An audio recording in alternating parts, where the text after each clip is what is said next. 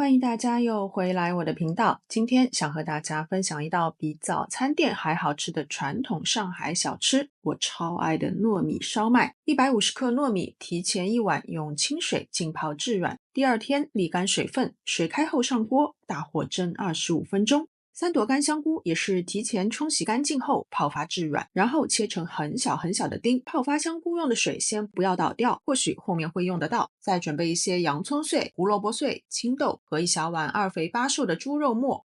锅中烧热20克猪油，加入洋葱碎和肉末，快速的不停的翻炒，把肉末炒散并且变色，倒入香菇碎和胡萝卜碎，继续翻炒1到2分钟，炒出香味。接着加入蒸好的糯米和青豆，简单翻炒以后，加入绍兴酒、老抽、生抽、糖和适量的白胡椒粉，彻底的翻炒均匀。如果觉得偏干，可以少量多次的加入泡香菇的水，调整湿度。你看每一粒米都油润透亮，真的有点忍不住想要偷吃一口。出锅前试一下味道，合适了就关火。炒好的糯米饭要放凉才包，我是直接从超市买的现成的水饺皮，趁着等糯米饭变凉的时间，用擀面杖在水饺皮的周围轻轻擀一圈，擀出漂亮的花边。当然这不是必须的，有花边的水饺皮包出来的烧麦会更好看。全部完成以后，糯米饭应该也就不烫了。挖一大勺在饺子皮中间，不用封口，用虎口轻轻地收出一个小蛮腰，一个漂亮的烧麦就成型了。这个配方一共可以做大概20个烧麦。